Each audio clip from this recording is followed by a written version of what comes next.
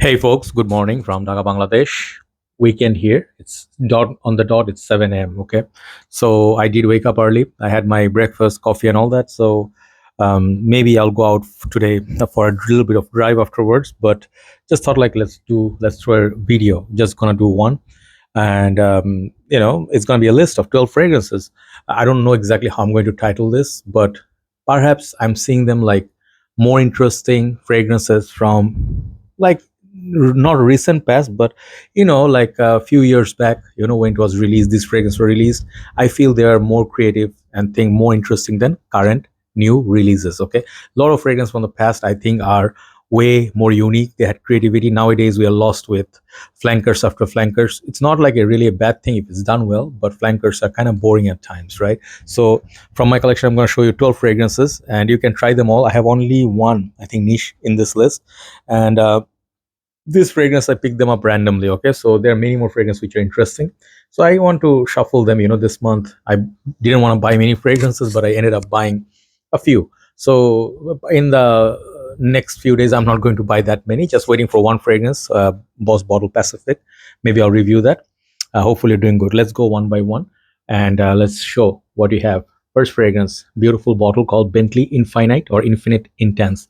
So I believe there are three in this line: Infinite Intense, and there maybe is one more.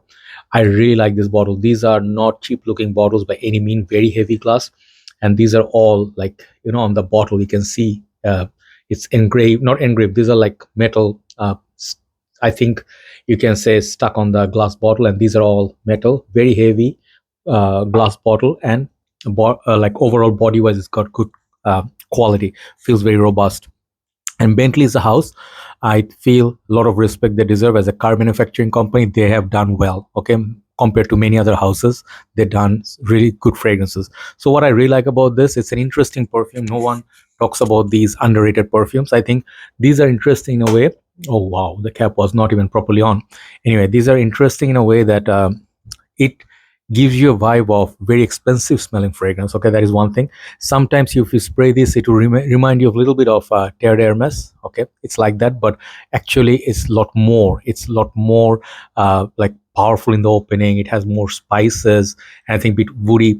And even though it has reminiscence of Terre d'Hermes, I think it has different unique properties on its own. Very good fragrance and can be had for very good price tag as well, under $40. Bentley Infinite or Infinite Intense. That's number 12. So I plan to do things like differently, but guess what? I have actually picked up two Bentley back to back, and I accordingly put them like 12 and 11. The next one is called Bentley for Men Black Edition. Okay, this one. This is a little bit lesser known in Bangladesh. People mostly know about Bentley for Men Intense, and even in the world, that one is a more popular one. The other one, flankers, like Absolute, or the regular Bentley for Men, or was the other one Bentley for Men? Um, that man, the fresh one. What I forgot the name. Oops, Silver Lake, and these caps are not really snug fit. Yeah, this one, Azure. These are all great fragrances, but people don't seem to know about them or really interested to collect them.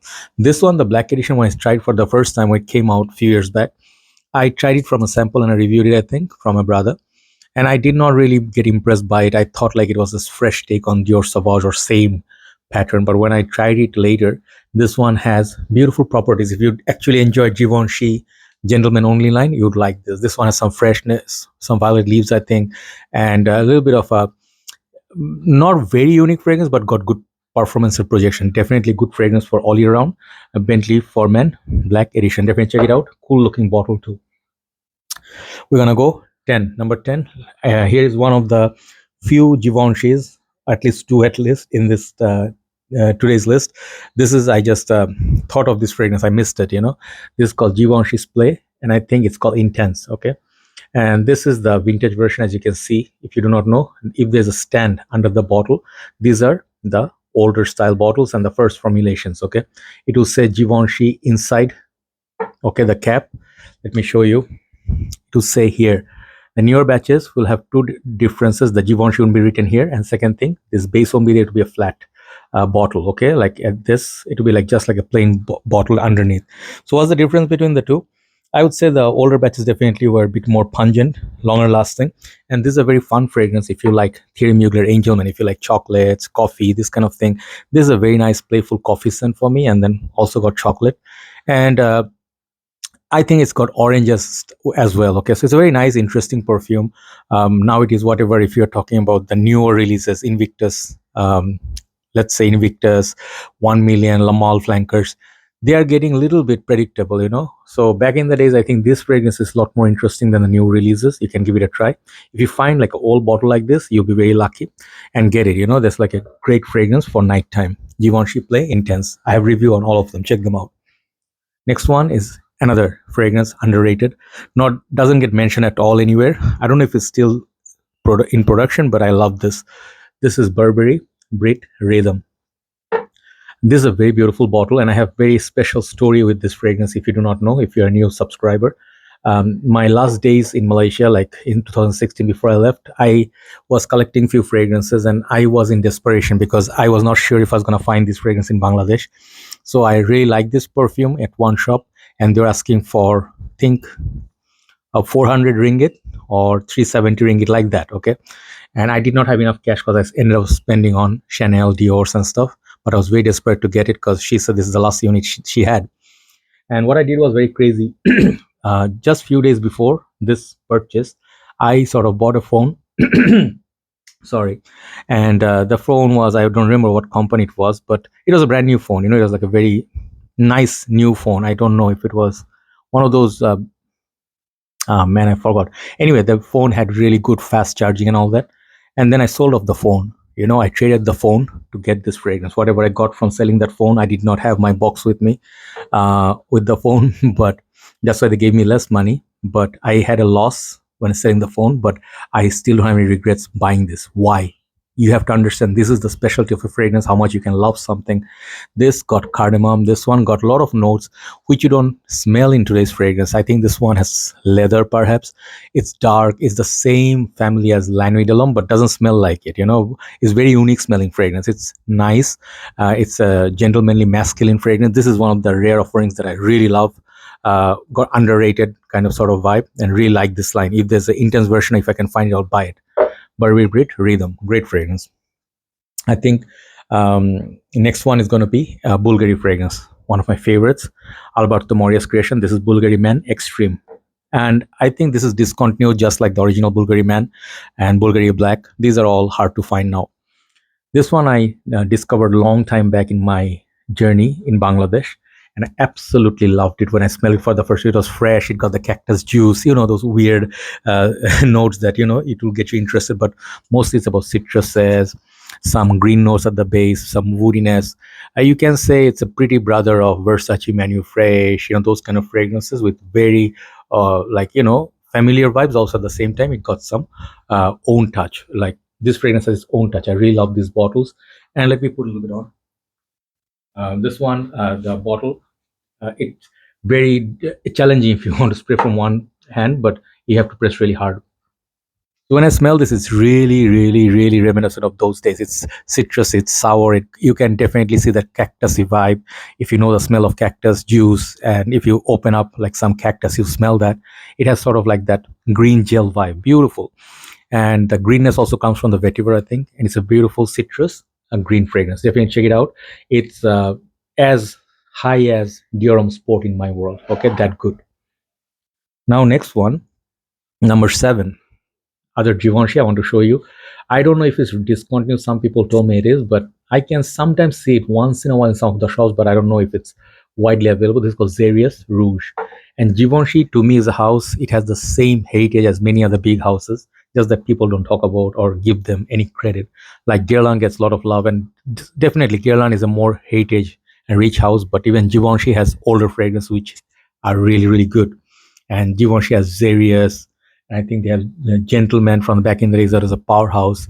Then Very Irresistible. Many, many great fragrances Givenchy has, and I love this house.